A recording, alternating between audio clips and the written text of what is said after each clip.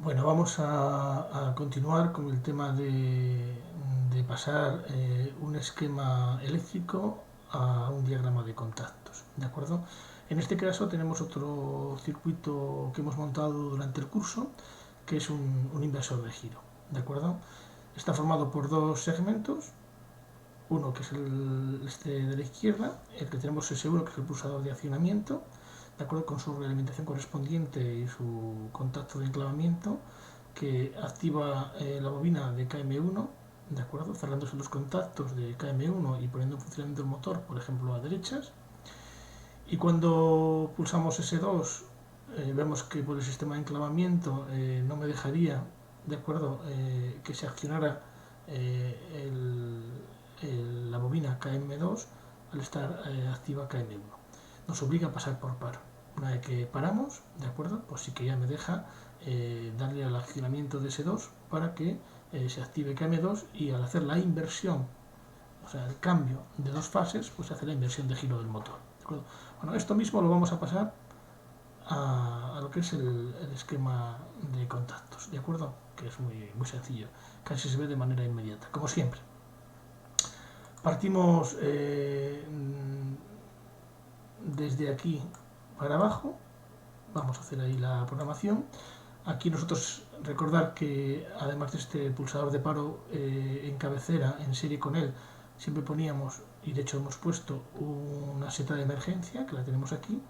Y bueno, determinar cuáles son las entradas. Las entradas serían pues la seta de emergencia, ¿de acuerdo? Que va a I3, el pulsador de paro que va a I4, dos contactos normalmente cerrados en su cableado en el autómata, y luego los dos accionamientos para un sentido y otro sentido de giro del motor, que irían, de acuerdo, dos contactos normalmente abiertos y que irían a I1 y a I2.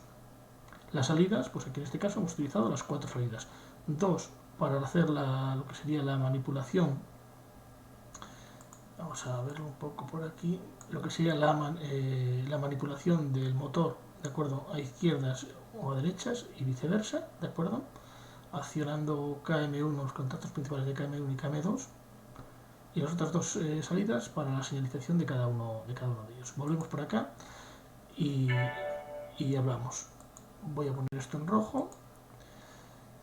Bien, aquí tenemos dos, bueno, de la parte positiva, que decíamos que es esta línea, que se corresponde con esta línea vertical.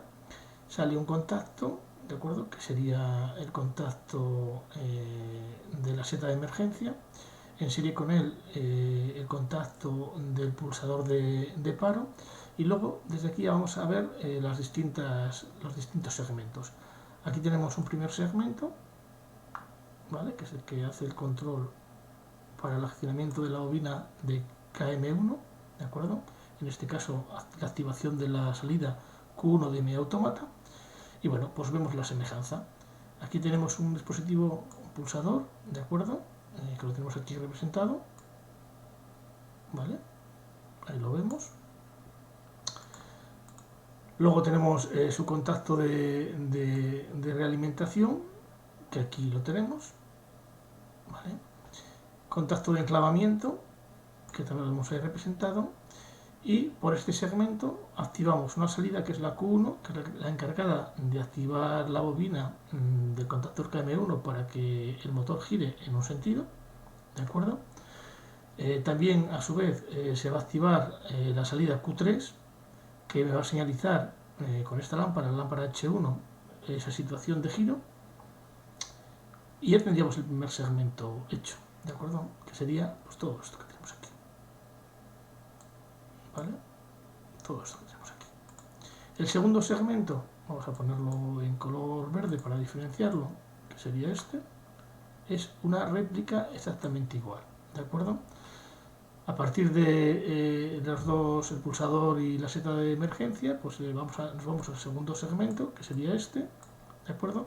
Tenemos el pulsador, que iría a la entrada I sub 2, tenemos el contacto de realimentación, que sería Q sub 2, tenemos el contacto, de acuerdo, de enclavamiento, que sería Q sub 1, y lo que va a activar este segmento es la salida Q2 y la salida Q4. La salida Q2 que activará, lo vemos aquí en la parte izquierda, abajo, activará la bobina del contactor KM2, se cerrarán los contactos principales, aquí lo vemos en el circuito de fuerza de nuestro inversor, ¿de acuerdo? Invirtiendo dos de las fases, por lo tanto invierte el giro. Y a la vez, bueno, pues también se activaría la salida Q4, que como bien vemos aquí en el autómata, sería la señalización mediante una lámpara denominada H2 que me representaría el otro sentido de giro. ¿De acuerdo? Y en lo que es la lógica programada no pusimos nada más. Lo que es la lámpara de señalización, por si hay algún problema de falta de fase o algún problema de sobrecarga, bueno, pues lo hemos hecho como lo hemos hecho siempre, ¿no? Cableándolo desde el propio dispositivo eléctrico, en este caso desde el relé térmico. Y bueno, aquí veríamos el funcionamiento. Voy a maximizar esto y vamos a ver aquí el funcionamiento, ¿de acuerdo? Vamos a dar la simulación. Aquí ya tenemos la alimentación metida, ¿de acuerdo? A través de una fuente que me pasa los 220 voltios o 230 en alterna a 24 voltios en continua. Vemos como directamente, ¿de acuerdo? Las entradas que tienen un contacto normalmente cerrado, pues ya lo vemos, la 3 y la 4 ya está metiéndole una señal, ¿de acuerdo?, al autómata y no hay ninguna salida activada. Bueno, vamos a pulsar o bien en estos botones o bien directamente en los pulsadores el accionamiento del motor. Pulsamos, bueno, vamos a darle señal al circuito de fuerza, pulsamos S1, vemos cómo le llega, ¿de acuerdo?, la señal, como le llegó a la entrada I1 y vemos cómo el motor se pone a girar. Si quisiéramos pulsar S2 para hacer la inversión de giro, vemos que cuando pulso S2 sí que le llega señal al autómata, pero por ese sistema de enclavamiento físico, porque lo tenemos aquí abajo cableado, y también aquí, porque lo tenemos puesto con estos contactos, de acuerdo a la programación, vemos que sería imposible. Me obliga a pasar por paro. Para pararlo, como tenemos en serie tanto el pulsador de parada como la seta de emergencia, con cualquiera de los dos entradas, podríamos hacer la parada. Pulsamos y vemos cómo para el motor.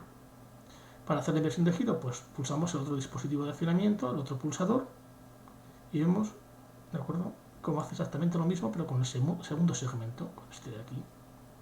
Cuando queramos hacer la inversión de giro, sabemos que directamente es imposible por ese sistema de enclavamiento y me obliga siempre a pasar por paro. En este caso vamos a pulsar, por ejemplo, S01, que es el pulsador de paro, y pararía. Y este sería el circuito que tenéis que montar, que sigo recordando que lo más importante es hacer esto, hacer el esquema de contactos a partir de un circuito eléctrico. En este caso, circuitos eléctricos que hemos montado durante el curso y que para nosotros son relativamente sencillos. ¿De acuerdo? Bueno.